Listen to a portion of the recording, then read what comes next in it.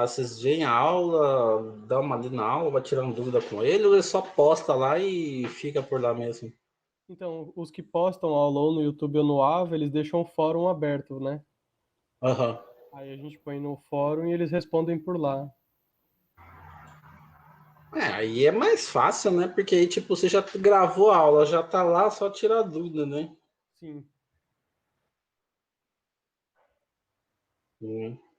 Não assim, tipo, né? Tipo, aula ao vivo, né? Tipo, você dá aula no quadro, falar com o aluno na hora, né? Assim, sim, fica meio complicado às vezes por conta disso também. Acaba passando batido algumas coisas. Sim, sim. É nessas horas que falta, tipo, aquele o contato mesmo, né? Porque, tipo assim, você tá na sala de aula, né?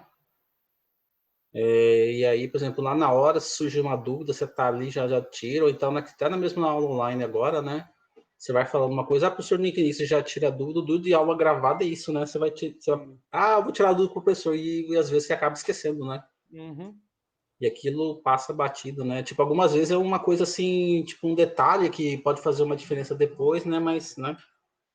E no É. ritmo também, né? Às vezes depois que você vai perguntar nem faz mais tanto sentido. Sim, porque, tipo, na hora você tá vendo o conteúdo, né? Você vai tirando dúvida, aquela parece uma coisa relevante. Aí depois você tá vendo outro totalmente diferente, aí você vai voltar, né? Uhum, exatamente. É verdade. Oi, Renata, oi, Pedro, oi, Manoel, Felipe, tudo bom? Tudo bem com vocês? Tudo tranquilo?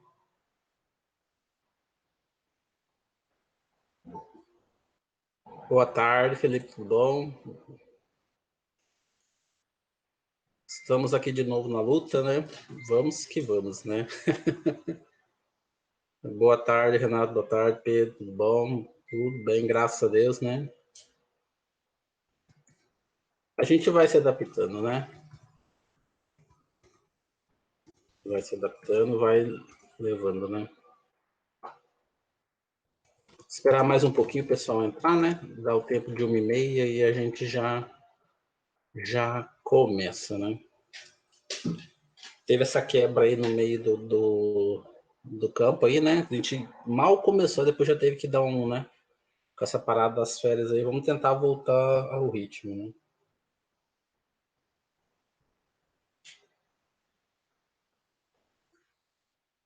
Uhum.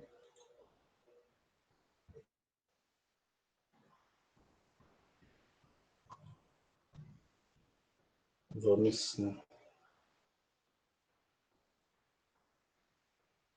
Esperar o pessoal entrando aí, né? Já vi. Tá. Mas mudando um pouco de assunto, né? Enquanto o pessoal vai entrando com esse calorão, gente, só tá difícil, né? Você acorda de manhã, aquela fumaça na cara, à tarde fumaça, à noite fumaça, né? Não dá, não. Aqui perto de casa hoje já estavam colocando fogo, não sei por quê. Cara, é incrível, né? O povo sabe como que tá seco, né? O fogo alastra muito fácil e mesmo assim, né? Tá complicado, né? Esse dia deu no noticiário, né, que a fumaça aqui do Mato Grosso do Sul, já chegou até no São Paulo já, né? Aí agora eles começam a se comover. Pois é. E desse ano, né, com esse negócio da pandemia, a fiscalização diminuiu bastante, né? E o povo tá desmatando a torta direita, né? Sim, Tem focos no né? Pantanal que tá queimando há vários dias e os caras não conseguem apagar, né? Também mato seco, né? Alastra muito rápido, né? E qualquer ventinho que dá, já foi. Sim, na Chapada mesmo eu vi, foi quando foi esse final de semana que estavam queimando a rodovia. Rapaz do céu, o fogo tá chegando até próximo da rodovia, os carros desviando. Que perigo, hein? Sim, meu pai ele trabalha viajando, né? E ele não teve como parar agora. Quando ele É, vai pro Nortão na volta, geralmente é algum carro de bombeiro que vem puxando os carros, porque senão eles não conseguem voltar, não. é perigoso, né? Muito perigoso. Ainda mais porque do jeito que alastra tão fácil, né? Se pega um caminhão ali, um carro, combustível explode na hora, vixe, aí já viu, né? Já tá difícil de controlar, e ainda mais assim, vixe, é complicado. Uma vez eu viajei pro Paraná, mas faz tempo também, mas tava uma queimada, cara, você não enxergava nada. E o perigo, né? Você, tipo assim, você já vai devagar, ainda mais com fumaça, né? Então você tem que andar mais devagar ainda. Mas o problema não é você, o problema é o cara que vem atrás, né? O cara vem embalado, você já tá em cima. Ah, cara, é Sim. complicado. Na estrada é isso, né? Mano, Na estrada multiplica o seu cuidado entre você e o cuidado com os outros, porque sim. Esses tempos mesmo teve um acidente bem feio, não sei se chegaram de ver ali na saída de Curitiba, em São José dos Pinhais. Além da neblina, né? Que além da neblina foi o queimada, né? Que teve o caminhão lá que passou, bateu em carro. Vixe, foi uma coisa bem. Nossa, foi bem feio mesmo. Beleza, né? O pessoal vai entrando aí, vamos começando a conversar assim, né? Aí, à medida que o pessoal vai entrando, a gente vai discutindo. Então, galera, boa tarde, tá? Bom revê-los novamente, né? Nessa parada que a gente teve aí no na nossa disciplina, né? A gente mal começou, aí depois já teve que parar por causa das férias docentes. Mas isso daí foi decisão do CONCEP mesmo, da própria universidade, né? Respeitados, né? E a gente não pode passar por cima disso, né? Então, a gente já tinha feito mais ou menos um planejamento de aulas, né? Com o calendário, né? Que eu tinha colocado para vocês no abo, onde vocês poderiam seguir. Mas em virtude dessa parada aí, também a gente voltando agora, eu vou readequar esse calendário novamente, né? Para depois colocar para vocês. Para vocês, pelo menos, vocês terem mais seguir uma sequência, né? Você vê, por exemplo, hoje a gente vai trabalhar sobre isso, amanhã a gente vai trabalhar sobre aquilo, para vocês terem uma sequência do conteúdo que a gente vai seguir, tá? Com relação à questão de avaliações, né, em virtude desse calendário agora também, eu já pensei comigo mesmo e até conversei com alguns professores, né, fica meio difícil da gente fazer uma avaliação, até porque não tem como a gente controlar isso, né, tipo, eu passo para o aluno, ele pode fazer do jeito que quiser, então, o que eu pensei, né, a gente dá o conteúdo, e aí sim passa alguns exercícios que vocês fazem em casa, né? Vocês podem fazer em casa, qualquer dúvida que vocês tiverem, pode estar perguntando. E daí vocês mandam para mim. Aí no final, por exemplo, eu vou somando esses trabalhos, esses exercícios e dar uma nota final, né? Aí, tipo, alguns trabalhinhos também eu passo para vocês, vocês fazem para mim, pode mandar por e-mail mesmo, né? Porque aí depois eu vou somando tudo. Tá? Então, praticamente assim, já de cara, né, a questão de prova mesmo já fica meio complicado. Então, eu achei uma coisa mais legal de a gente fazer assim, esses trabalhinhos, esses exercícios, né, para vocês já irem vendo a matéria e resolverem me entregando, tá? O material que nem eu falei para vocês já está no AVA, né? Algumas coisas eu digitei, estou terminando de preparar o material, já coloco hoje para vocês, tá? Vocês já deram uma olhada no AVA, já tem o capítulo da primeira lei da termodinâmica, tá? Que eu coloquei, acho que foi recentemente que eu coloquei, né? Onde eu vou dar aula de hoje, tá? Eu digitei assim, porque realmente não deu tempo, né? De arrumar as coisas tudinho. Semana passada eu estava viajando, né? Tive que ir para o Paraná aproveitar ver meus familiares, né? E assim a gente vai programando, tá? Então, pessoal, eu vou compartilhar aqui para vocês, tá? Depois vocês podem estar pegando lá no AVA também, né? O conteúdo aqui, tá? Deixa eu só ver aqui. Eu vou pegar aqui a tela, né? Apareceu aí para vocês? Tá mostrando a apresentação. O pessoal vai entrando, a gente vai discutindo aqui. Sim, né? Tá aparecendo, né? Beleza, Felipe. Então, pessoal, basicamente, essa parte da primeira lei é tudo que vocês já viram em física, né? Até que muitos conceitos que vocês trabalharam, de pressão, volume, temperatura, já foi dado em física. Tanto que nas primeiras aulas, o que eu pedi para vocês, né? Que vocês fizessem uma pequena revisão, né? Desses conceitos de física, né? Que a gente vai utilizar bastante, né? Então, aí, tipo, esses conceitos a gente já utiliza, principalmente nesses capítulos 2, e assim mais sucessivamente, porque já utiliza esses conceitos mesmo, tá? Então eu fiz esse pequeno material aí que vocês podem dar uma olhada, né? É um material bem curtinho mesmo, de 9 páginas, mas que trata bastante de alguns conceitos que a gente vai utilizar, né? E esses conceitos vocês já viram em física, né? Até que tem alguns exercícios 2.6 e 2.7 do livro, né? Que eu coloquei para vocês podem dar uma olhada, né? Para vocês tirarem alguma dúvida. Aí qualquer coisa vocês podem estar me perguntando, tá? Então, pessoal, vamos ver que horas são agora. Agora são 1h30, né? Então vamos começar, tá? Qualquer dúvida vocês podem estar perguntando aí no chat ou perguntando aqui no Viva Voz, tá bom? Então vamos lá.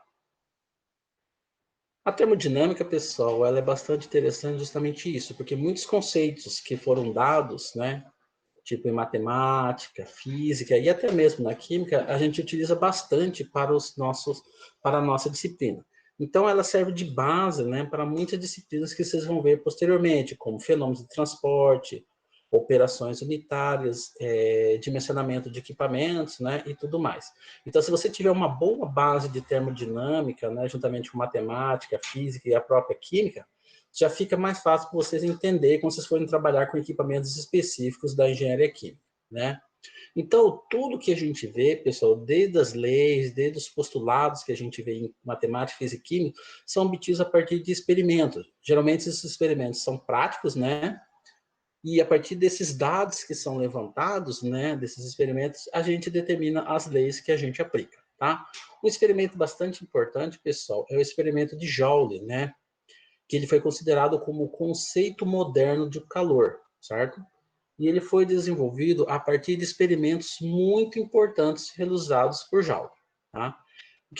Mas por que esse experimento de Joule é tão importante para nós da termodinâmica, para nós da engenharia? Porque Joule demonstrou a existência de uma relação quantitativa entre trabalho e calor, e, consequentemente, que calor nada mais é do que uma forma de energia. Um grande problema da engenharia, pessoal, é você converter calor em trabalho, né? Nós sabemos que todos os equipamentos, por mais eficientes que sejam, existe uma dissipação de calor, seja na forma de calor térmico, ou seja também na forma de trabalho, certo? Então, se esse equipamento tiver uma alta eficiência, ao mesmo tempo ele também vai ter uma grande dissipação de calor, tá? Então, para nós é importante esse conceito de calor, principalmente porque está relacionado com a parte de trabalho, certo? Outro conceito bastante importante, pessoal, é o conceito de energia interna, né? Que a energia interna de uma substância não inclui energia que ela possa possuir em função da sua posição ou movimento. Ela se refere à energia das moléculas que a compõem. Uai, nós sabemos que toda substância tem uma energia interna, certo? E ela é bastante importante, principalmente na indústria, na parte de reações químicas, né? Reações que liberam calor, reações que absorvem calor, mas para iniciar uma reação química, ele precisa de uma quantidade de energia. Essa energia está presente o quê? Nas moléculas. Então, geralmente, reagentes que a gente utiliza na indústria, ele tem uma grande quantidade de energia interna, justamente para facilitar o início dessa reação química. E a partir desse conceito de calor, trabalho e energia térmica, né, a gente postula a primeira lei da termodinâmica, que você já viram em física, que você já sabe, né? Então, mas por que a primeira lei da termodinâmica é importante? Porque o reconhecimento do calor e da energia interna como as formas de energia torna-se possível essa lei da conservação da energia mecânica. E o enunciado formal é bastante importante em relação a isso. Embora a energia possua várias formas, a quantidade total de energia ela é constante. E quando a energia em uma das formas desaparece, ela reaparece simultaneamente em outras formas. Se isso é verdade, pessoal, que se ela desaparece e aparece, como que eu poderia provar isso numa indústria? Alguém poderia me citar um exemplo que ela reaparece e aparece? Hum? Vamos lá, Emanuel, você puxou a fila aquela hora, vamos lá, vou começar com você e aí os demais, né? A gente vai perguntando, né? O que você acha? Vixe, vixe Maria, né? Que coisa, né? Alguém pode ajudar o Emanuel? Pode repetir, professor? Posso? Olha lá, o que eu perguntei para o Emanuel que vale para vocês? Olha lá. Que, embora a energia possua várias formas, a quantidade total de energia ela é constante. Realmente ela é constante. Ou seja, quando uma forma de energia desaparece, ela reaparece simultaneamente em outras formas. Ou seja, então é aquele velho conceito, energia não se cria, nada se perde, tudo que se transforma. Levando esse conceito para a indústria, eu pedi para o Emanuel e também para vocês um exemplo de onde eu posso perceber esse aparecimento e desaparecimento de energia, né? Um exemplo assim. Hum? Vou dar um exemplo e depois vocês vão falando. No caso de uma caldeira. Afinal, o que é uma caldeira? Trabalho de. Ah lá, já surgiu exemplos aqui, ó. Trabalho de eixo. Vamos ver aqui o que falaram. Trabalho de eixo aquecendo líquido. Sim, né? Porque a energia que é gerada, né? A energia que é gerada pelo trabalho, ela é utilizada, né? Ela é fornecida para aquecer um líquido. É um exemplo. Então, o que desaparece ali de energia no trabalho, ele é convertido em aquecimento com líquido. Uma boa. Outro exemplo, o barulho das máquinas durante o processo. Mas como assim o barulho, Stephanie? Por exemplo, se o equipamento está funcionando, praticamente todo vai ter barulho, né? E aí? Barulho das máquinas durante o processo? Essa do Felipe tá boa, o trabalho, né? Energia sonora, né? É, vamos ver, vamos pensar. Porque ali a máquina está funcionando, certo? Então ela está consumindo energia, certo? Então a energia ali está sendo o quê? Dissipada. Ela pode ser, em vez de você falar, Stephanie, em energia sonora, você poderia falar em energia térmica, não é? Porque aí o que acontece? O equipamento está funcionando. Ele vai o quê? Liberar energia, vai liberar energia na forma o quê? De calor.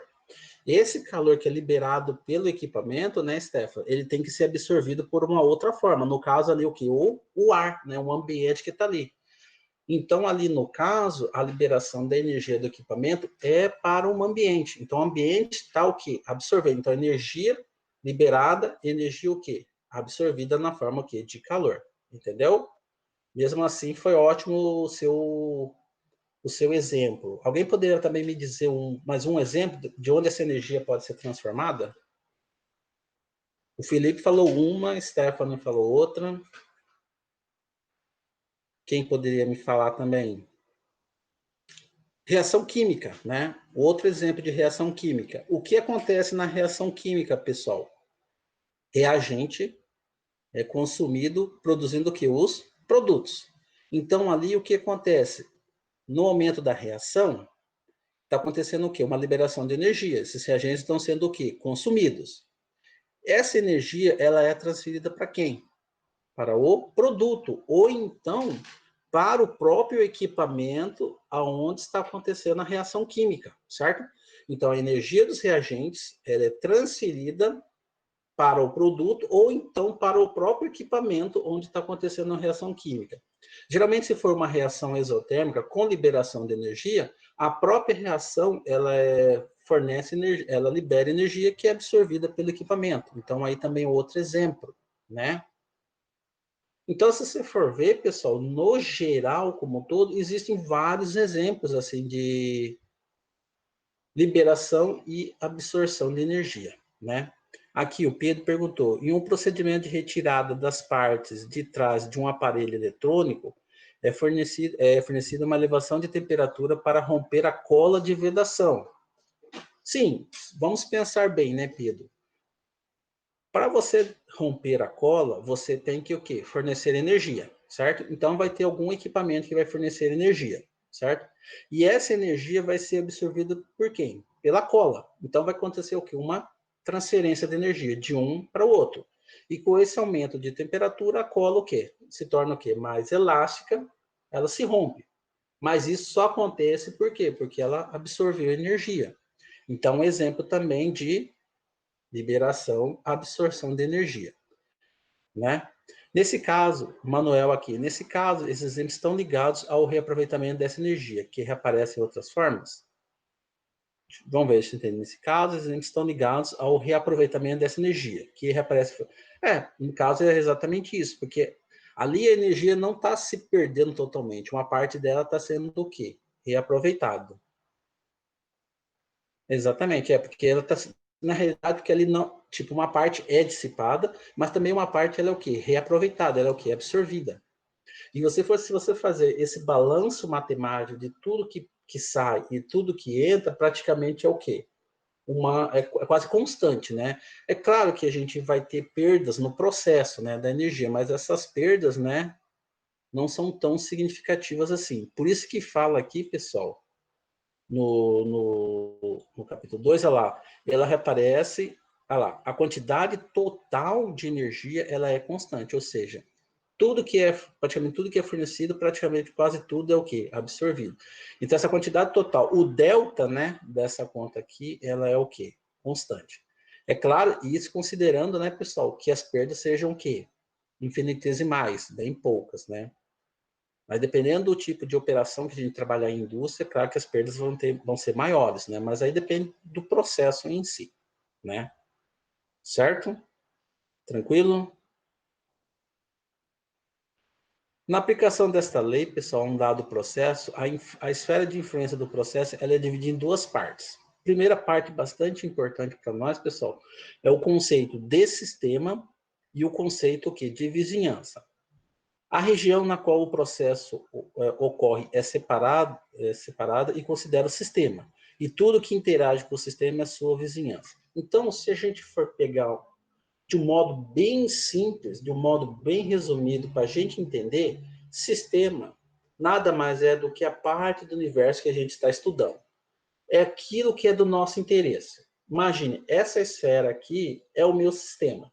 Então, o que eu estou estudando, o meu interesse é essa esfera. O que tiver próximo a essa esfera é a minha vizinhança.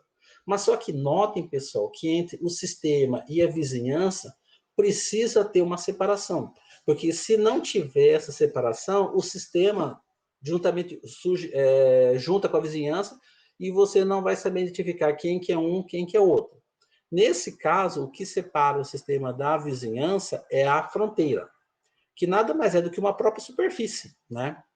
Uma superfície que separa um do outro, certo? Aí vai uma seguinte pergunta, pessoal. Um sistema depende bastante, ele varia, né? Então, no caso de uma produção industrial, um equipamento pode ser considerado um sistema ou a produção como um todo é considerado como sistema? E aí? O que vocês acham? Você vê que bastante que todas as aulas que eu faço eu questiono bastante os alunos, né? Repetindo a pergunta, um equipamento pode ser considerado um sistema? A produção como um todo pode ser considerada como um sistema? Sim ou não? Emanuel, acredito que depende do equipamento. Alguém Professor, mais? Oi.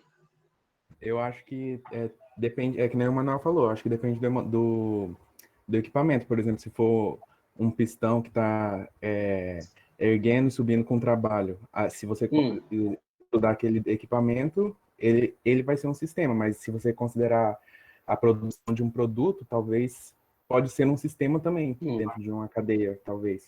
Não sei. Bom questionamento, Felipe. O que mais acha, pessoal?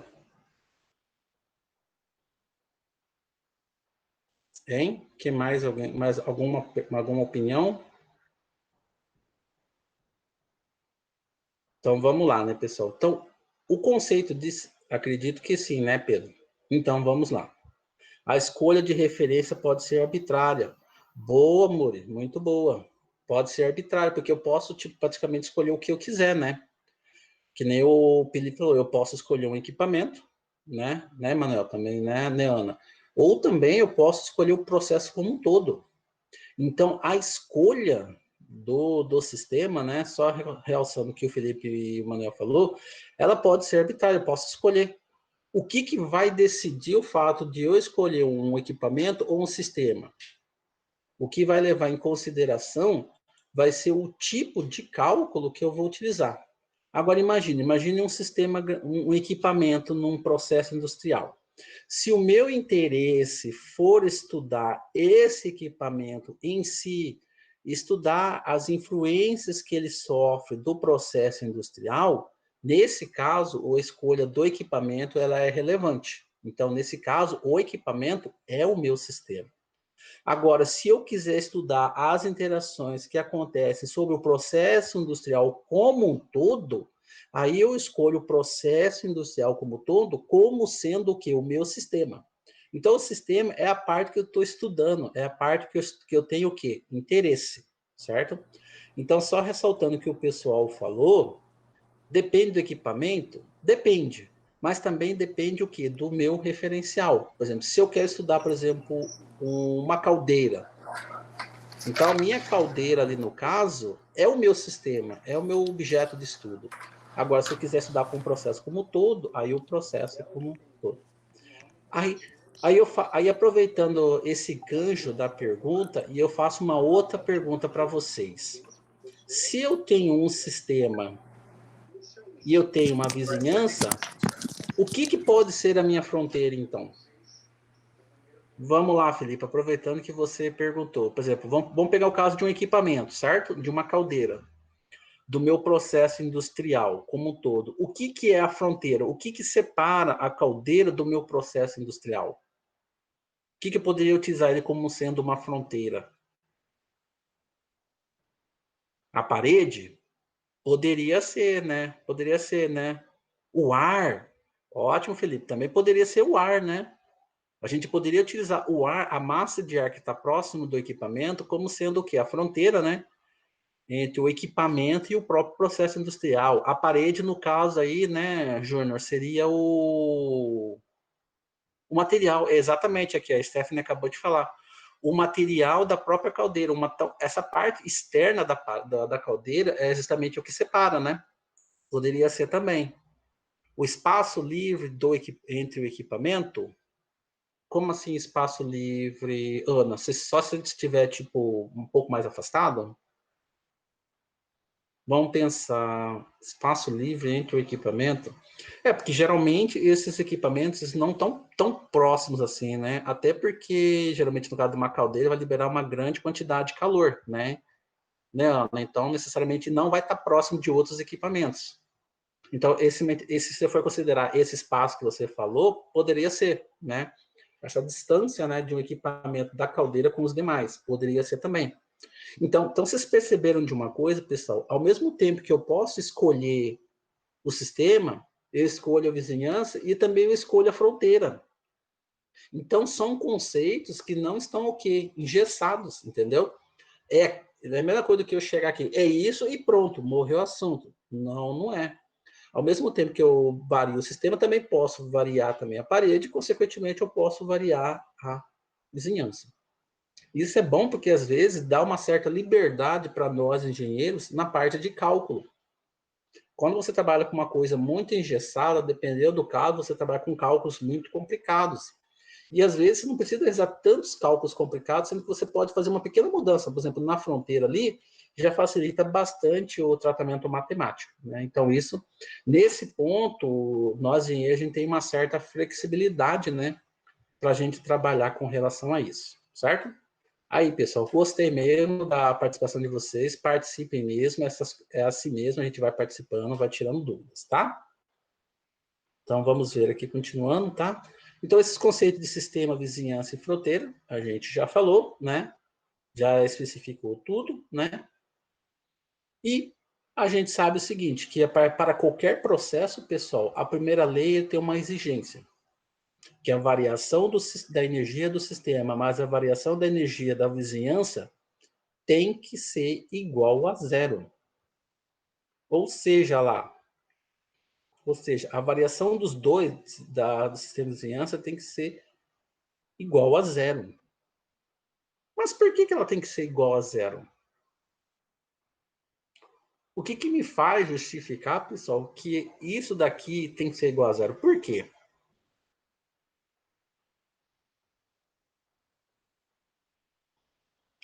Por quê?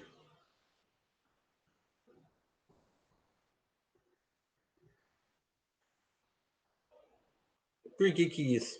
Equilíbrio térmico? Vamos pensar, Pedro, vamos pensar. É por causa do equilíbrio térmico? Mas, afinal, o que que é um equilíbrio térmico? Quando estão o quê? Na mesma temperatura, certo? Mas ali a gente está falando de variação de energia.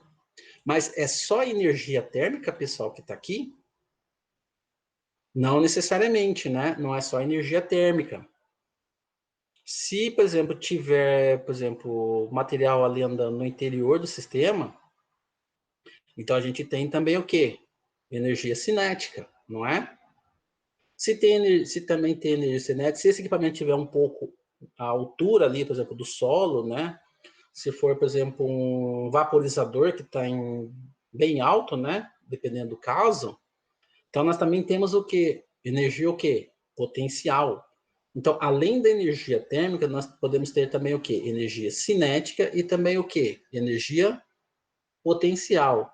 Então, essa variação de energia aqui é a energia o quê? Como todo, certo? Tanto do sistema e também quanto o quê? Da vizinhança. E tudo isso daqui tem que ser igual ao quê? A zero. Aí eu faço a seguinte pergunta, mas por que tem que ser igual a zero? Porque o sistema e a vizinhança, pessoal, tem que ser a zero, porque eles estão o quê? Exatamente, Pedro. Exatamente, Felipe. Exatamente, Stefano. Pelo princípio da conservação, o quê? Da energia. Exatamente. Que é a primeira lei da termodinâmica, pessoal. Exatamente pelo próprio princípio da conservação da energia, que é a própria lei, a primeira lei da termodinâmica. Por isso que eu falo, por exemplo, que a variação da energia do sistema mais a variação da energia da vizinhança tem que ser igual, principalmente pelo princípio da conservação da energia. E também porque, pessoal, o sistema e a vizinhança estão interligados. O que separa eles nada mais é o quê? Do que uma barreira, uma fronteira. Mas mesmo eles estando separados, eles estão o quê? Interligados. Se a conservação de um tem que ser constante, consequentemente a outra também tem que ser constante, porque eles estão o quê? Interligados. Entenderam? Então por isso que fala ali que a soma ali tem que ser igual ao quê? A zero. Agora, se a fronteira de um sistema não permite essa transferência de massa, pessoal, entre o sistema e a vizinhança, o sistema ele é dito como sendo o quê? Fechado. Nesse caso, a sua massa tem que ser o quê? Necessariamente constante. Vocês já viram em física o conceito de sistema fechado? O que é um sistema fechado?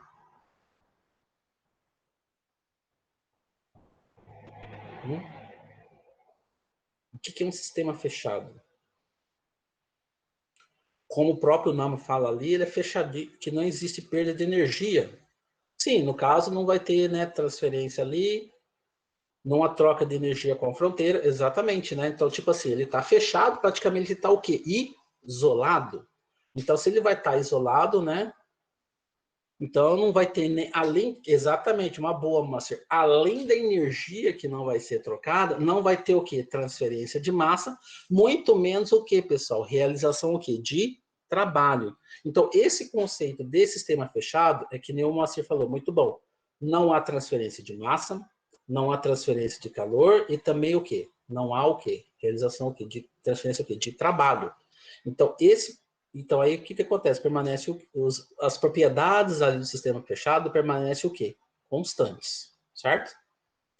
E se isso acontece, pessoal, lá. E se isso aqui acontece, então uma parte dessa energia, né, é convertida em calor e uma parte é o que é convertida aqui em trabalho. Notem que quando faça isso, vocês estão percebendo que aqui no começo da equação matemática existe mais ou menos. Mais o calor pode ser absorvido, menos o calor pode ser liberado. Mais se acontece realização de trabalho, menos se há liberação de trabalho. Então, por isso, nessa primeira equação aqui é mais ou menos calor, mais ou menos trabalho. O que vai determinar se é positivo ou negativo? Se o sistema realiza ou se o sistema recebe trabalho, se o sistema libera calor ou o sistema que absorve calor. Então, calor e trabalho estão sempre relacionados ao sistema, realmente, porque é o nosso foco de interesse. E as escolhas dos sinais utilizados para essas grandezas dependem do sentido no qual a transferência de energia em relação ao sistema é considerada. Ou seja, é aquela velha ditado, pessoal. Tudo que entra é positivo. Tudo que sai é o quê? Negativo, certo? Então, se o sistema recebe trabalho, desculpa, se o sistema recebe calor, então ele está recebendo o quê? Mais calor. Se ele está liberando calor, ou seja, está fornecendo calor, calor está saindo, então é menos que, certo? E agora trabalho, pessoal. Mais trabalho o sistema realiza ou o sistema recebe trabalho? O que vocês acham? O que vocês acham? Se ele recebe calor, positivo. Se ele libera calor, negativo, que está saindo. E agora trabalho. Quando o sistema realiza trabalho e quando o sistema recebe trabalho. Ah lá, trabalho positivo é quando é o trabalho realizado pelo sistema. Nesse caso, Felipe, ele é positivo ou negativo? Se ele realiza trabalho, né? Ou seja, trabalho está saindo. Se trabalho está saindo, é o quê? Negativo. Entenderam? Se ele... entendeu, Felipe? Beleza? Então, recapitulando, pessoal. Tudo que entra é positivo. Tudo que sai é negativo. Então, tem o sistema aqui. Ele está recebendo trabalho. Então, o trabalho está entrando. Então, toda vez que o sistema recebe trabalho, é o quê? Positivo. Agora, se ele realiza trabalho, ou seja, o trabalho está saindo do sistema. Então, é o quê? Negativo. Então, menos W, o sistema realiza trabalho. Mais W, o sistema o quê? Recebe. Certo? Essa convenção de sinais, pessoal, ela é importante justamente na hora do cálculo matemático. Porque você pode fazer o valor numérico certinho, aí o que vai definir é o positivo e o negativo. Se ele recebe ou se ele realiza trabalho, certo? Mas no mais é isso. Entenderam, pessoal? Alguma pergunta? Alguma dúvida? Vê aqui, pessoal perguntando, vamos ver. Entenderam? Tudo certo, né? Beleza? Certinho, pessoal. Entendido, né? Então, qualquer dúvida pode parar aí, tá? Então, vamos lá. Nós paramos aqui, né? Considerar como sendo positivo. Então, essa conversão de sinais é justamente isso, né? Para saber se ele recebe ou se ele realiza trabalho, ou se absorve, se ele realiza ou absorve calor, tá? Então, aqui, ó, por exemplo, no caso da vizinhança, né? Ela pode ser tanto positivo como também quanto negativo também, né? Porque ela também pode receber essa conversão de sinais, tá? E a partir dessa conversão de sinais, pessoal, e do conceito de sistema fechado, né? A gente chega, né? Na primeira lei da termodinâmica, que é o ΔU é igual ao quê? Calor mais trabalho, que a gente tá careca de saber, certo? Onde esse UT nada mais é do que a própria energia total do sistema, certo? Mas aí eu faço a seguinte pergunta, pessoal. Pensem comigo. Aqui eu falo de energia do sistema. Então, além de energia do sistema, é o quê? Energia interna, energia cinética, mais energia potencial. O que me justificou o fato aqui, pessoal, da energia cinética e a energia do potencial ser igual a zero? Por que os dois são iguais a zero aqui? Hum?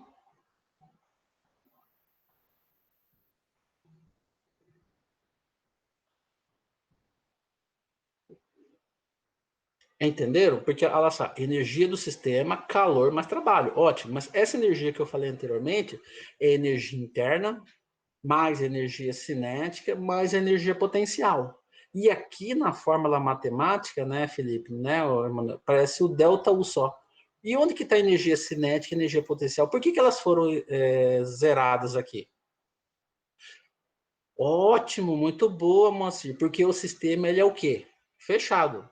Se não tem se é fechado, não tem variação o quê, Moacir? De massa.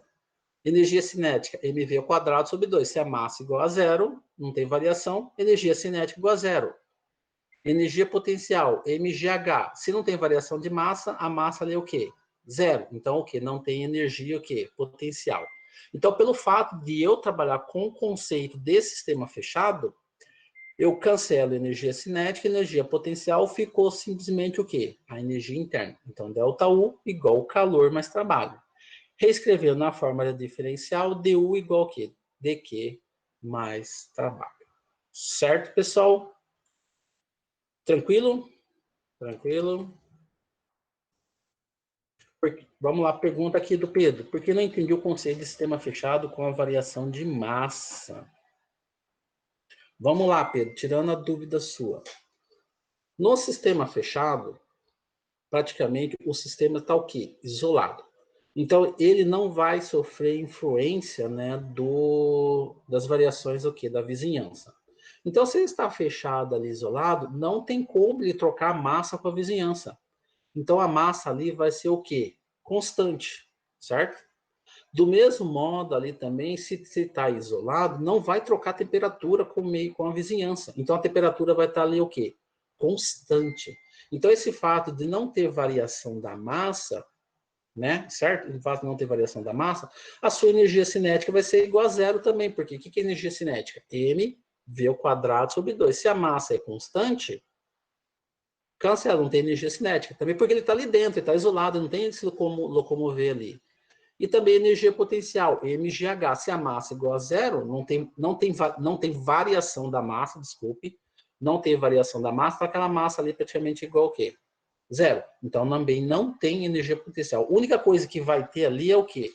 A própria energia interna ali do sistema, certo? Então, por isso que fica ΔU igual calor mais trabalho, certo? Prof, qual a diferença das terminologias de sistema fechado e sistema isolado? Na realidade, pessoal, um sistema fechado, basicamente é um sistema o quê? Isolado, né? No caso que eu falei de sistema fechado, é praticamente como fosse o quê? Um sistema isolado. Ele está ali separado, ninguém toca nele, entendeu? Está ali isoladinho, numa boa. Então, essa terminologia de sistema isolado é a mesma para o sistema fechado. Ele vai estar ali. Não sofre influência do meio externo, né? No caso ali da o quê? Da vizinhança. Então, toda vez que eu falar sistema fechado, também você pode pensar o quê? Como sendo um sistema o quê? Isolado. Praticamente é a mesma coisa, né? É o que ele não sofre influência da vizinhança. Certo, pessoal? Mais alguma pergunta? Pode estar perguntando para a gente tirar a dúvida aqui. Ok, Pedro? Entenderam, pessoal? Deixa eu ver aqui. Eu acho que perguntaram aqui no grupo, né? Deixa eu ver aqui rapidinho. Tá. Beleza. Não é aqui não. Beleza, é isso aí, Felipe Manuel Moacir, né? Galera, né? É porque às vezes a gente utiliza vários termos, né? A gente fica meio perdido, mas realmente o sistema fechado é basicamente um sistema isolado, né? Que não sofre influência. Isso é bastante importante, né, pessoal, na hora dos cálculos, né? Porque como é um sistema fechado, né? Então não vai sofrer muita influência do meio da vizinhança, então seus cálculos tendem a ser o quê? Um pouco mais simples, né? Já agora, quando você trabalha num sistema que sofre influência, por exemplo, da vizinhança, de temperatura, massa, né? Pressão mesmo em si, então uma pequena mudança na temperatura da vizinhança já afeta diretamente o sistema. Então aí os cálculos são um pouco mais detalhados, mais complexos, né? Levando em consideração essa influência desse meio sobre o sistema, certo? Então, no caso, se a gente for pegar um sistema fechado, ou também um sistema isolado, é como se fosse um sistema ideal, né? Fazendo mais ou menos uma pequena comparação, assim, tá? Certo? Só em termos de terminologia, tá? Vamos lá, pessoal. estado termodinâmico e funções de estado, tá? Então, quando a gente fala de funções ou variáveis de estado, são as grandezas utilizadas, né, para a gente descrever um sistema em equilíbrio. Quais são essas grandezas, pessoal? Pressão, volume, temperatura, massa, número de mols, né? São as grandezas que a gente está habituado a trabalhar, né? Na indústria mesmo em si, quando vocês forem fazer, são levantados vários dados de pressão, volume, temperatura, massa, né? Do que está sendo realizado ali. Agora, funções ou variáveis de processo, né, pessoal, são as grandezas utilizadas para descrever as alterações do sistema durante o seu processo. Aí, no caso aqui, quantidade de calor que é transferido, o trabalho mecânico, no caso também o trabalho elétrico, né, se você utilizar, por exemplo, equipamentos elétricos como bombas, compressores, ventiladores, sopradores, né, além do calor que é liberado por esses equipamentos, também tem o trabalho elétrico realizado por eles, né? Porque eles estão funcionando com energia, né? Então tem energia ali rodando, né? Então tem que fazer o cálculo do trabalho elétrico, seria quantos que esse equipamento, né? Ele está gastando, né? Está utilizando de energia para o seu funcionamento, certo? Então esses aí são variáveis de processo, né? Aí, aproveitando esse gancho, mais uma perguntinha para vocês, pessoal. Quando a gente entra nessa parte de trabalho mecânico, calor, trabalho elétrico, um fator que é bastante levado em consideração é o gasto, né, que esses equipamentos têm, né? Geralmente equipamentos de alta performance, né, equipamentos grandes, né, por exemplo, de indústrias pesadas, existe um consumo muito grande de energia para a sua utilização, né? Então, o gasto energético é muito grande, né? Então, nesse tipo de indústria, pessoal, você fazer o reaproveitamento do material no processo industrial é bastante importante, né? Porque imagina, você faz por exemplo, a fabricação do papel e celulose, né? Além de gastar uma grande quantidade de água, existe também, eles gastam uma grande quantidade de energia para transformar a celulose que entra até formar o papelzinho branco, né? E você pegar uma parte desse papel que não é aproveitado, que é resíduo do processo, e reutilizá-lo, você economiza energia, né? Porque o que você ia gastar com esse, ele é o quê? Reaproveitado. Então, tudo isso para nós engenheiros é levado em consideração, né, na parte de custos de processo industrial, né, que às vezes a gente sabe que é muito grande, né, porque eles consomem muita grande quantidade de água, de energia, mão de obra também, né, porque apesar de ser totalmente automatizado, tem que ter pessoas para manusear ali na hora, porque vai que acontece um probleminha ali, na hora você já está ali, você já faz um manuseio, faz o manuseio manual ali até que consiga consertar aquele equipamento, né? Também a parte de manutenção, né? Como são equipamentos grandes, pesados que consomem, então chega uma hora que acontece um problema no equipamento, então a manutenção também é importante. Tudo isso, né, é levado em consideração, tá? Então, tudo isso aí é importante para nós, engenheiros, né, na hora lá, certo? E como a gente está falando em equilíbrio, pessoal, a gente está acostumado a trabalhar com esses dois tipos de equilíbrio, né? O equilíbrio térmico e o equilíbrio mecânico, né? Mas o conceito de equilíbrio, pessoal, se vocês forem ver, às vezes é um conceito um pouco restrito. Porque pensa comigo, equilíbrio é uma palavra que significa uma condição estática, ausência de mudanças, tá? No caso da termodinâmica, ela significa não somente a ausência dessas mudanças, mas também a ausência de qualquer tendência para mudanças em escala macroscópica. Aí eu faço a seguinte pergunta: um motor, que nem o Felipe tinha falado naquela hora, a combustão, você vê que ali o pistão está rodando, né, subindo e descendo, ele está em equilíbrio, não está? Só que ali ele está o quê? Em movimento, não é? Então, necessariamente, para estar em equilíbrio, ele tem que estar parado, pessoal? Ou ele tem que ter essa tendência de ficar em estático? Sim ou não? O que vocês acham? O que vocês acham? Acredito que não. Quem mais? Não, né? Também o Júnior falou também que não. Então, muitas vezes, né, pessoal, essa parte de equilíbrio está necessariamente considerada como sendo estático, né? Por isso que eu falo que é um conceito bastante restrito, né? Que nem eu citei o exemplo do pistão. O pistão está ali dentro da câmara lá, né, do motor, está subindo e descendo, está fazendo a compressão, descompressão ali, mas ele está em movimento, ele não está parado. Mas se você for considerar, ele está em equilíbrio. Está em equilíbrio. Então, esse conceito aqui, pessoal, foi até um conceito que eu peguei do livro de vocês. Às vezes é um conceito meio restrito, porque dá a condição de que equilíbrio tem que estar parado, mas não é necessariamente assim, certo? Às vezes o fluido que está ali no seu processo industrial, ele está em movimento, mas ele está considerado como equilíbrio, né?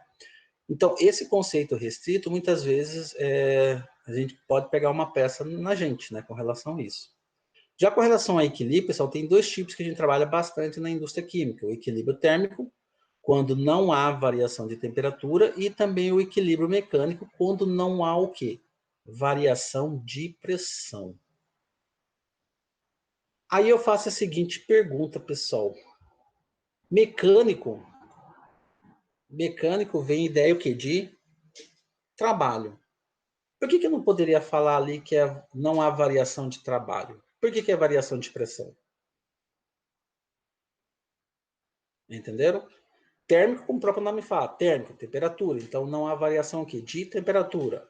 Equilíbrio mecânico vem ideia o quê? De mecanismo, trabalho. Então, ou seja, não há variação de trabalho. Por que ele está? Não há variação o quê? De pressão.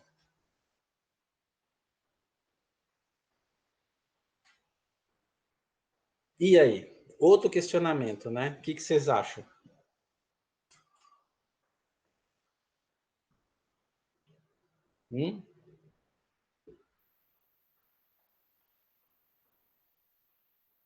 Alguém? Alguém?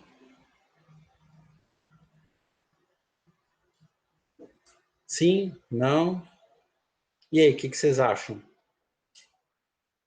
O que é trabalho? Para começar, o que é trabalho? Pressão, variação o quê? De volume. Se a pressão é constante, consequentemente, vai ter variação de volume? Não vai. Então, consequentemente, se não tem variação de pressão, não tem variação de volume, o que também vai ser constante? O quê? O trabalho.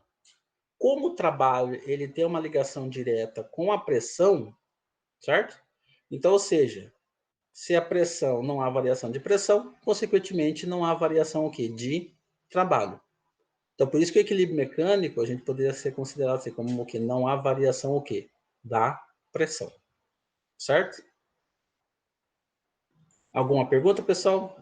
Tranquilo? Professor, Oi, fala, Felipe. seria porque, então, talvez o sistema pode não estar realizando trabalho, mas a pressão pode aumentar, contanto que aumente a temperatura? Seria assim, por causa disso? Como assim? Peraí, volta aí. Pergunta de novo. É porque talvez o sistema esteja em equilíbrio mecânico, que não tá realizando o trabalho, mas a pressão está aumentando e, consequentemente, a temperatura está aumentando? Seria por causa disso? Então, mas aí é que tá. Vamos pensar o seguinte. Se a pressão está aumentando, o que está acontecendo ali? Então, se está aumentando o fluido, ou aquilo que está acontecendo o quê? Uma expansão, certo? Então, se está acontecendo uma expansão ali, está acontecendo o quê? Um choque entre as moléculas, está o quê? Aumentando a temperatura. Então, além da pressão, está aumentando a temperatura. Mas ali, necessariamente, no caso do equilíbrio, também está acontecendo trabalho, não é? À medida que você aumenta a pressão, né? Tipo, você aumenta o choque, você aumenta a temperatura, você aumenta a quantidade de trabalho realizado, certo? E esse aumento, pessoal, por exemplo, dependendo do tipo de temperatura, por exemplo, se aumentar 1 grau, já aumenta muito consideravelmente o trabalho. Se aumentar 2 graus, aumenta ainda mais. Então, essa constância de negócio não tipo, esses valores não são constantes. Se não é constante, necessariamente ali não tem um equilíbrio, certo? Porque a variação da pressão e a variação da temperatura determinam o trabalho realizado. Se está tendo variação de pressão, está tendo variação de temperatura, consequentemente não está em equilíbrio ali, né? No caso, o que eu quis dizer para acontecer em equilíbrio mecânico? A variação da pressão ali ela é constante, certo? variação da pressão é constante. Se a variação de pressão é constante, e como trabalha pressão e variação de volume, se a pressão é constante, consequentemente vai influenciar pouco o volume. Então vai ter pouca variação de volume. Então o volume também poderia ser constante. Constante multiplicado por uma constante, o resultado dela também é o quê? Uma constante, no caso, o que? O trabalho, certo? Outra pergunta do Moro. No equilíbrio mecânico, pode ter movimento, então? E aí? Pode ter movimento? E aí, o que vocês acham? Acho que não. E aí, galera? Nossa, e agora me pegou, né? E agora? O que vocês acham? No equilíbrio mecânico, pode ter movimento ou não? Acho que sim, acho que não. Porque o Felipe falou, porque o trabalho depende do movimento, sim, né? Porque se ele estiver parado, não tem realização de trabalho, né? Mas aí que eu faço a seguinte pergunta, depende do movimento, mas que tipo de movimento é esse, né? Se é um movimento desordenado, se é um movimento ordenado, se é um movimento constante. Se for um movimento constante, o sistema está em movimento. E ele está realizando trabalho de uma forma o quê? Constante. Ou seja, então a variação ali do trabalho é praticamente o quê? Constante. Então, respondendo a pergunta de vocês, no equilíbrio mecânico pode ter movimento? Sim, pode ter movimento. Mas o movimento tem que ser o quê? De uma forma o quê? Constante. Não pode acontecer assim, tipo, tá acontecendo trabalho, aí do nada sobe, do nada desce, sabe? Acontece essa variação brusca aqui, entendeu? Se acontece a variação brusca, o sistema não está em equilíbrio mecânico. Agora, se tiver um trabalho realizado assim de forma constante, né?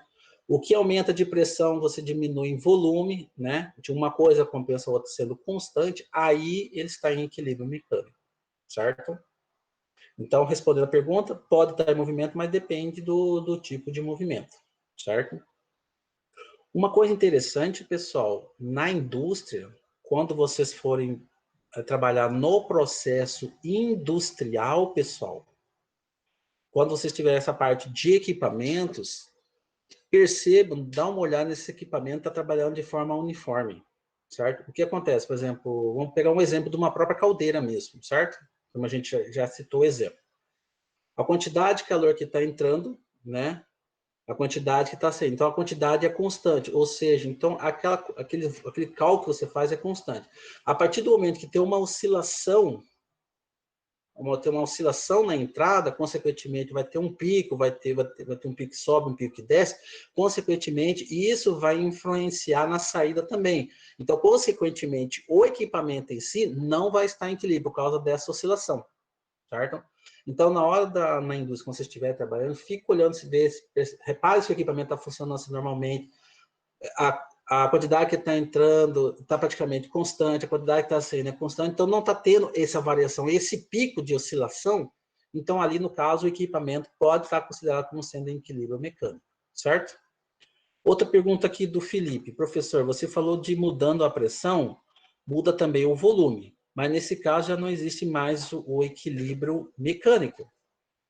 Existe, por exemplo, se essa variação da pressão aí, se essa variação for compensada pela variação do volume, ou seja, se você aumentar um pouquinho a pressão, o volume também diminui, mas ele diminui, né, Felipe, na mesma proporção. Se ele se aumentar e diminuir na mesma proporção, ou seja, a variação da pressão e a variação do volume é o quê? Constante. Então, nesse caso, uma coisa compensou a outra, então o trabalho como um todo, ele é o quê? Constante. Certo? Mas aí o equilíbrio, aí outra coisa, mas o equilíbrio não deveria ser definido pelo trabalho. Por isso que eu fiz a pergunta, por que não poderia ser definido, por que não foi definido pelo trabalho? Por que foi definido pela pressão? Porque o trabalho, ele depende da pressão, certo? Porque se eu definir como sendo o trabalho, certo? Fica um sentido muito vago.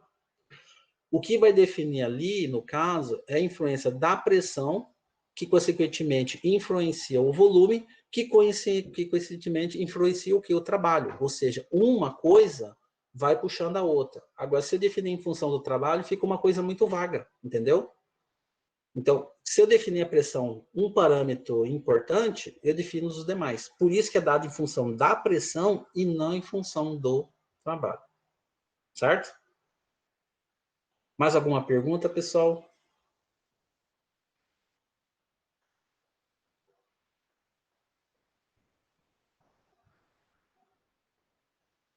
E aí, mais alguma pergunta? Tranquilo? Podemos continuar? Tudo certo, né? Entenderam bem mesmo? Tudo tranquilo? Beleza? Então tá bom, tá? Outras perguntas pode estar fazendo. Então, equilíbrio térmico e equilíbrio mecânico. O conceito de fases, que vocês também já viram em física, né? Que é uma qualquer porção homogênea da matéria, certo? Aí temos o conceito de gás, né? O conceito de líquido, sólido, plasma. Ai, o que é o plasma mesmo, pessoal? Alguém sabe me dizer o que é o plasma? Aquelas TV de plasma que a gente vê, o que é o plasma mesmo? O que é o plasma, né? A gente vê aquelas TVs de plasma, tantas polegadas, né, que faz isso. Mas o que é o plasma? Ah lá, o Felipe falou para nós, é um gás ionizado com alta temperatura? Sim, não é? Mas aí pensa comigo, pessoal. Ainda assim, ele é um gás, não é? Um gás a altíssimas temperaturas, certo? Então, nada mais é esse aqui, se a gente for ver, pessoal, não é uma subfase do sistema gasoso? Então, o plasma, pessoal, nada mais é do que uma fase presente no sistema gasoso, não é? Porque nada mais é do que um gás ionizado com alta temperatura. Mesmo assim, ele é um gás, não é? Então, é como se fosse uma fase do sistema gasoso, certo? Aí outro conceito aqui também bastante importante, pessoal, fluido supercrítico. Nossa, o que é esse fluido supercrítico? O que vem a ser, pessoal, o conceito de um fluido, né? Na engenharia química, a gente trabalha bastante com esse conceito de fluido, né? Um fluido, ele pode ser um líquido ou também ele pode ser um gás, certo? Mas um fluido, ele não pode ser um sólido. Por quê? Por que ele não pode ser um sólido? Porque o conceito de fluido ele está relacionado com o arranjo das moléculas dessa substância. No caso de um sólido, como que estão o arranjo das moléculas? Estão aqui, uma próximas das outras, né? Tipo, formando o que? Uma estrutura, né, bem compacta, certo? Já o conceito de fluido, como o próprio nome fala, é uma coisa fluida, que se pode o quê? Locomover, que se pode andar, certo? Então, esse conceito de fluido, ele é aplicado para líquidos e para gases, mas ele não é aplicado para sólido, porque o sólido, o arranjo das moléculas ali estão o quê? Uma próxima da outra, então ali ele não, a molécula não tem o que? A mobilidade, certo? Aí, quando fala fluido supercrítico, pessoal, é porque ele está próximo desse ponto aqui, que é conhecido para nós como sendo o quê? O ponto crítico, que é o ponto que está entre as fases sólida, líquida e gasosa da substância, certo? Então, nesse ponto aqui, nós temos o quê? O ponto crítico, certo? Beleza? Outro conceito bastante importante, pessoal, é o conceito de sistema homogêneo e também de sistema o quê? Heterogêneo. Como o próprio nome fala, é um sistema constituído de uma única fase, né? E não há descontinuidade das suas propriedades intensivas. Ou seja, essa fase aqui, por exemplo, se eu pegar aqui um equipamento, é a mesma aqui, é a mesma aqui, é a mesma aqui, ela é a mesma em todo esse equipamento. Então, ou seja, é uma única fase ali presente. Já no caso do sistema heterogêneo, quando envolve duas ou mais fases, tá? Duas ou mais fases, certo? Beleza? Outro conceito também bastante importante, pessoal, o conceito de sistema unitário e sistema binário, né? Unitário, como o próprio nome fala, um único componente, certo? No caso, por exemplo, a água, o vapor da água e o gelo nada mais é do que um próprio único componente, que é o quê? A água, não é? Já no caso de um sistema binário, é constituído por 2 ou mais componentes. Aqui no caso, por exemplo, uma mistura de água e etanol, certo? Então, quais são os componentes presentes ali? Tanto a água quanto o etanol. Aí a seguinte pergunta: a água e etanol são misturas miscíveis ou immiscíveis? A água e o etanol.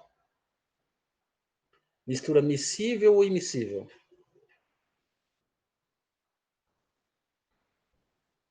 E aí? Miscível? Ah, o etanol mistura com água, pessoal? Sim ou não?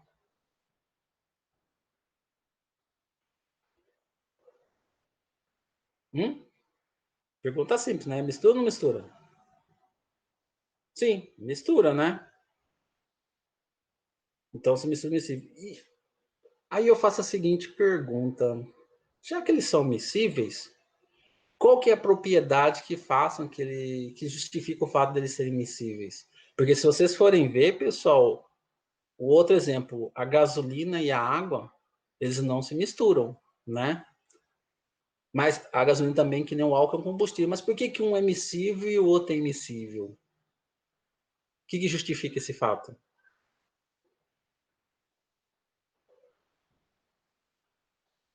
A polaridade? A hidroxila presente no etanol, polaridade, densidade? É, né? Então, no caso também é o que? A polaridade, né? E também por causa do quê? Da densidade, né? Dos componentes ali presentes, né? Certo? Então, esse fato de miscível e immiscível, que eu falei para vocês, né, pessoal? Quando a gente está trabalhando aqui com um sistema binário, ele não conta tanto, né? O que vai contar, basicamente, é os componentes presentes. Agora, se é miscível ou immiscível, isso não faz tanta importância. Só sabe que ele tem 2 componentes, água, etanol, ou gasolina e água, tá? Aí aqui um exemplo bem simples, né? Do carbono mais o oxigênio produzindo CO2. Aí, no caso, é uma mistura binária, 2 elementos. Aqui, no caso, presente, o que é? O carbono e o oxigênio, né? E é uma mistura de 2 fases. No caso, tem a fase sólida, né? E a fase gasosa ali presente. Um exemplo bem simples, certo? Certinho? Tranquilo? Então, vamos continuar aqui, né? Olha lá. Então, aqui, em virtude desse negócio de regra de fases, de miscíveis e immiscíveis, nós temos a regra das fases que vocês já viram em física, né? Então, o estado de um fluido puro e homogêneo, ele é determinado sempre que 2 propriedades termodinâmicas intensivas são fixadas, certo? Por outro lado, quando essas 2 fases estão em equilíbrio, o estado do sistema é definido somente em função de uma única variável. Ou seja, se eu conheço 2, consequentemente eu conheço a terceira, certo? E quando a regra das fases, ela foi determinada por Gibbs, né, em 1875, e a gente utiliza ela até hoje, né? Onde ela é determinada por essa simples fórmula matemática aqui, que é F é igual a 2 menos o π mais n, onde o π aqui, pessoal, é o número de fases presentes, certo? E o n é o número de espécies químicas presentes. No caso do F, é o grau o quê? De liberdade, certo? Mas afinal, o que significa cada um, certo? O que significa cada um?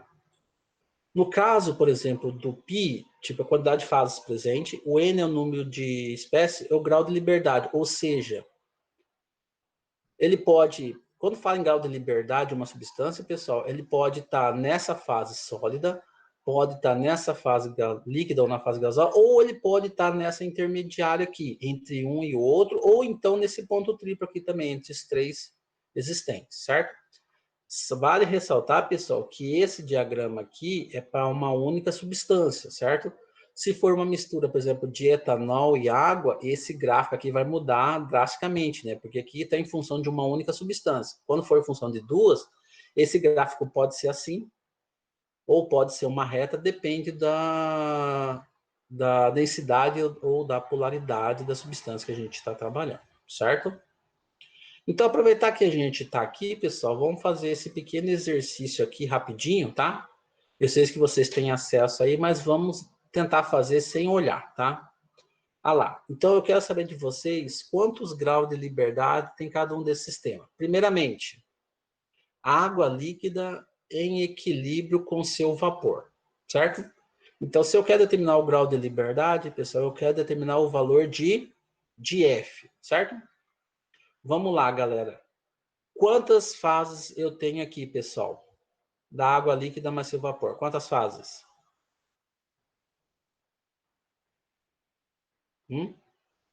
Quantas fases eu tenho ali, pessoal? Vamos lá, Felipe. Vamos lá, Emanuel. Quantas fases eu tenho ali? Água líquida e equilíbrio seu vapor. Quantas fases eu tenho?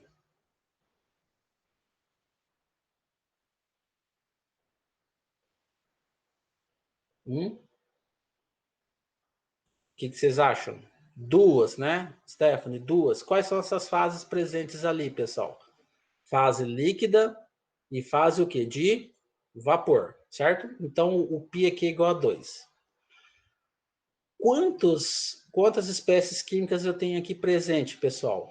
Água líquida em equilíbrio com seu vapor. Quantos? Tem um, não é, Moacir? Qual que é esse componente presente aí? É a própria água, né? É a própria água. Então, F é igual a 2 menos 2 mais 1. A soma desse daqui vai dar igual a 1, não é? Então, nesse caso, pessoal, esse sistema de água líquida em equilíbrio com o seu vapor só tem 1 grau de liberdade, certo? Então, vamos nesse diagrama aqui da água. Nesse diagrama.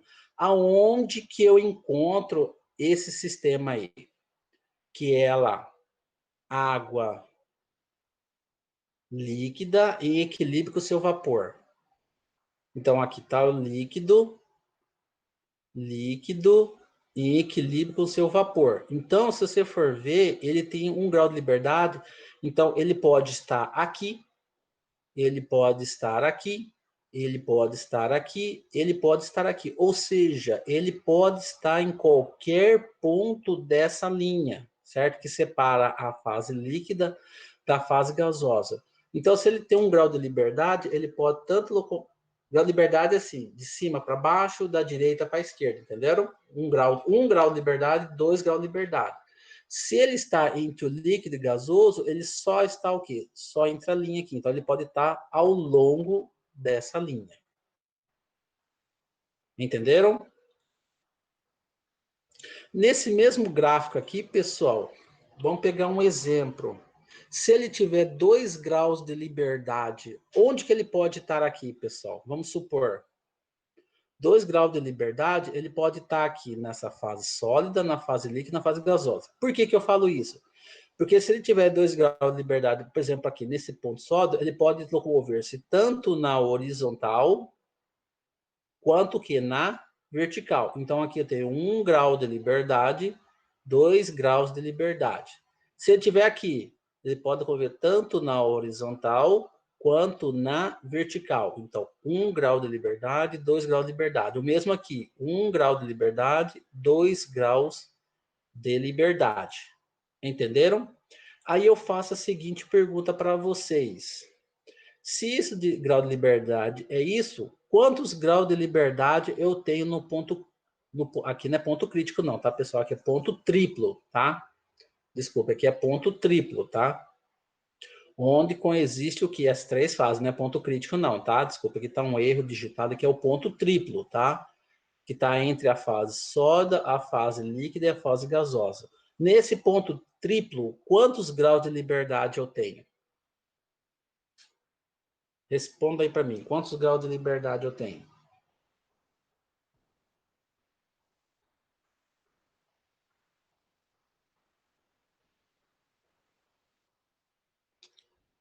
O que vocês acham?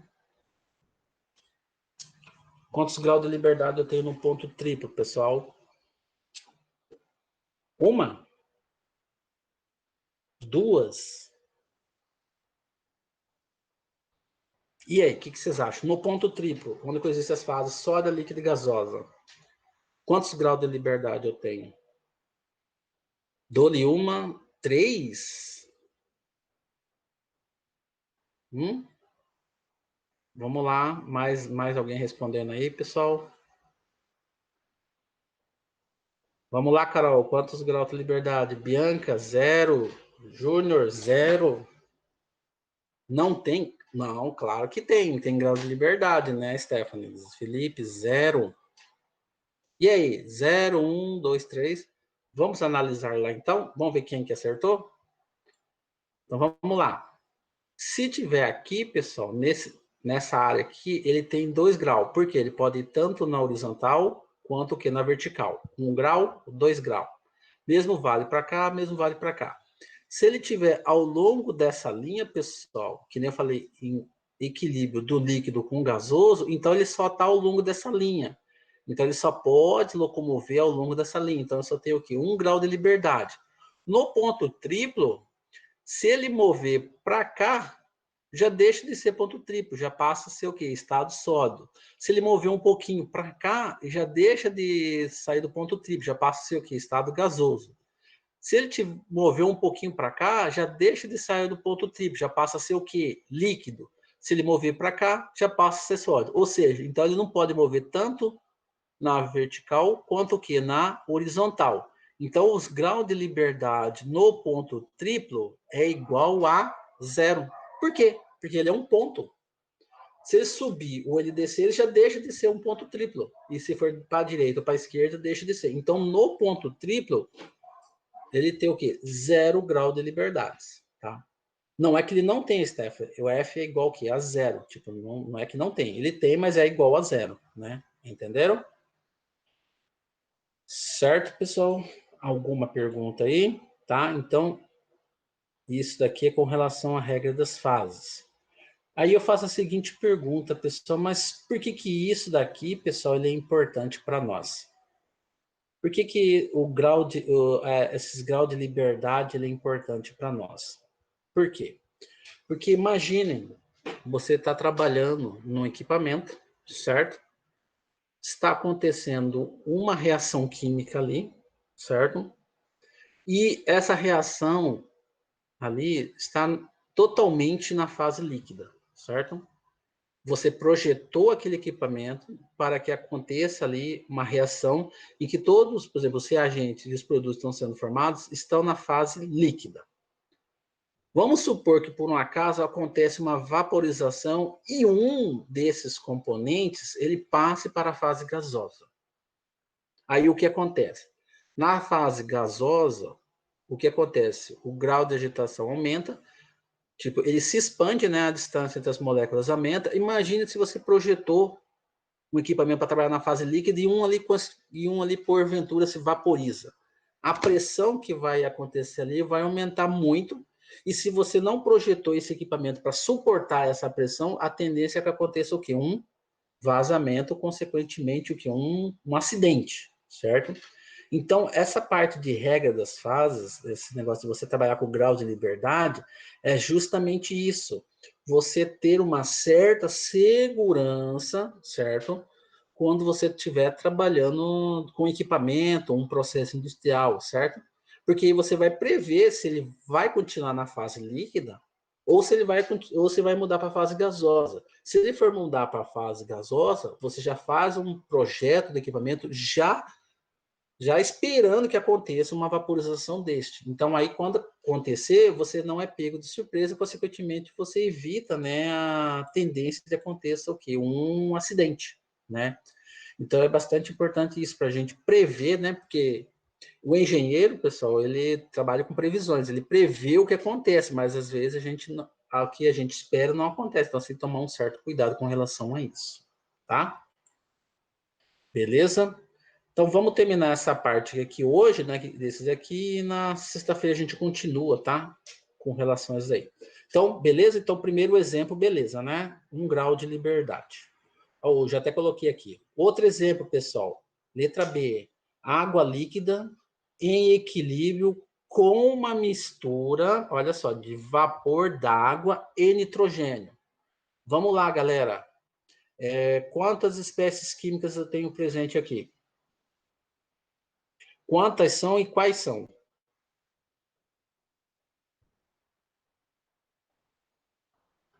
2. Nitrogênio e água. Ótimo, Moacir. Nitrogênio e água. Então tem 2 espécies, certo? Número de espécie, 2. Então, o N igual a 2. Agora, o PIC, ficou faltando. Quantas fases eu tenho aqui presente, pessoal? Quantas fases? 2 também, né? Quais são as fases? A fase líquida e a fase gasosa. Então, se a gente for fazer a conta, então fica 2 menos 2 mais 2, que vai dar o quê? O 2 graus de liberdade, certo? Aí eu faço a seguinte pergunta: onde que eu acho aqui esses 2 graus de liberdade? Nesse aqui. Onde que eu acho? Não acho, né? Porque esse daqui, esse diagrama aqui é para um único componente, no caso a água. Se fosse uma mistura aqui que a gente falou de água e nitrogênio, não poderia aplicar essa aqui. Então teria que ser poderia ter um desenho diferente. Poderia ser mais alongado, poderia ser uma queda mais brusca, né? Ou poderia ser tipo assim uma curva, né? Depende da mistura, né? No caso aqui, por exemplo, pessoal, do nitrogênio com a água, né? O nitrogênio, ele não se mistura muito com a água, né? Então, tipo, aí já não tem uma certa mistura aí com os dois, né? Então vai dar um gráfico totalmente diferente, né? Do nitrogênio com a água, certo? Para a gente encerrar, já até aqui. Outro exemplo. Uma solução líquida de álcool em água em equilíbrio com o seu vapor. Vamos lá. Quantos componentes eu tenho aqui presente, pessoal? Água líquida, álcool, a solução líquida de álcool em água em equilíbrio com o seu vapor. Quantos componentes eu tenho presentes aí? 2, né? Quais são esses 2, pessoal? Quais são esses 2? Álcool e água, não é? Álcool e água, certo? Quantas fases eu tenho aqui presente também, pessoal? Vamos lá, vendo quantas fases? 2, né? Quais são essas fases presentes aqui, Monster? Líquido e vapor. Então, F igual a 2, menos 2, mais 2, que também vai dar o quê? 2 graus o quê? De liberdade, certo? Aí, que nem eu falei para vocês, aí teria que fazer um diagrama, né? Dessa mistura de álcool e água, né? Para a gente saber. Aí, fazendo um cronograma, a gente saberia na onde que ele está, certo? Pessoal, até aqui alguma pergunta, alguma dúvida, certo? Vamos fazendo aos poucos, né? Porque a gente está pegando o ritmo agora de novo, né? Vamos fazendo devagar, tirando dúvidas, né? E a gente continua, tá bom? Tudo certo? Por enquanto, tudo certo, né? Então, vamos fazer o seguinte. Então, hoje a gente termina por aqui. Aí, na sexta-feira, a gente já vê essa parte de processos reversíveis, né? Vemos esses 2 exercícios aqui e entramos nessa parte de processos a volume constante e a pressão constante, tá? Esse aqui está no livro de vocês que eu escaneei, tá? Aí a gente discute os 2 processos, né? E discute também esses exercícios aqui, certo? Beleza? Tranquilo? Então, por hoje, pessoal, a gente fica por aqui. A gente já começou 1h30, né? Já vão ser 3 horas, quase 1h30 de aula, né? Eu acho que por hoje tá bom, certo? Alguma dúvida, pessoal? Algum questionamento? Tudo tranquilo? Beleza? Beleza? Tá? Então aí, na sexta-feira, tá? A gente continua, certo? Beleza, então, tá, pessoal? Eu agradeço a presença de vocês, tá? Qualquer dúvida, vocês podem estar perguntando pelo WhatsApp, tá? E aí a gente vai discutindo mais, tá bom? Então, bom restante de tarde para vocês, pessoal, tá? E a gente se vê na sexta-feira, tá? Obrigado e grande abraço para vocês, tá? Até sexta, pessoal.